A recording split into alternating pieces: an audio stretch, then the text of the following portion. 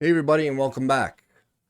So, is Pierre Poilievre right? And by that I mean his comments that he made towards Danielle Smith on how she's not the authority on oil pipelines and she has no say if they're going to get done or not, and it's all on Mark Carney.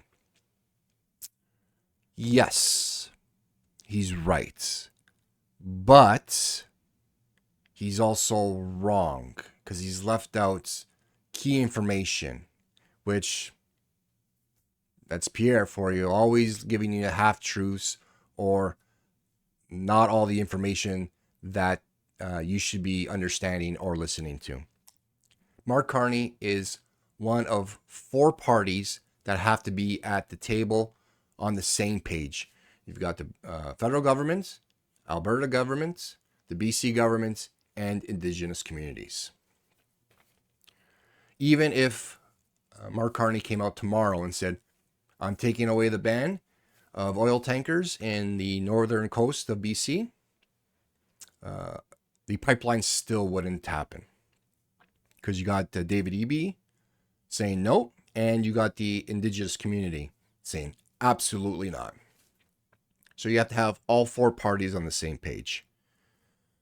Now, there's other things Alberta can be doing right now, and this is such a waste of opportunity. Not to say they give up negotiating with the Indigenous community or BC, because at the end of the day, anybody in business, there always is a number that will change somebody's mind, either in terms of money or in terms of policy or something. You can find something that the other party will be willing to make a deal, but that takes time. So in the meantime, what she could be doing to utilize the resources that Alberta has and not just leave it in the ground and pray to God and wish that everybody comes to the table and is on the same page. Because even then, when that happens, it's still going to be years by the time they build that infrastructure, the ports, the ships, and everything else. It could be a decade to 2 decades before that dream is utilized. And what I mean by other means is utilize those natural resources to bring in other forms of industry and income. So, natural gas. They should be creating a crown corporation that would dig wells for natural gas and then use that natural gas to generate electricity with gas turbines and feed it into the Albertan grid. So they could do two things with that. One is now they can ship that electricity to provinces like across Canada, to the south. Carney, David Eby, everybody would be on board with building, even Indigenous communities would be on board with building high voltage transmission lines because there's no chance of spills. And you're transporting electricity that everybody wants and needs, okay?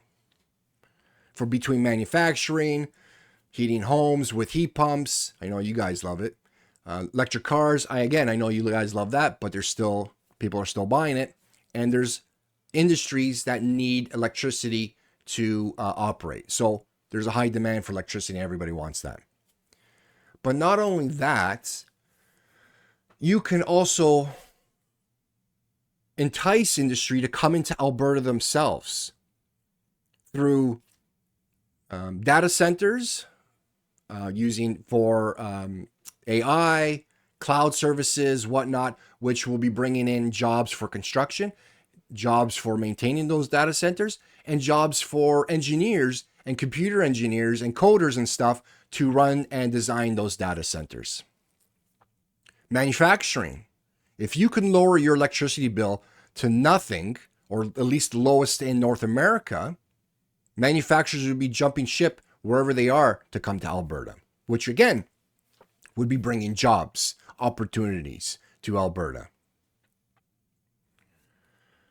Even on the oil sides, Okay. A lot of manufacturers can come to Alberta and produce raw materials, like even just pellets for plastics, like the little plastic pellets that they use for injection molding, and ship it to China, ship it to the US, Europe, South America, Africa, wherever.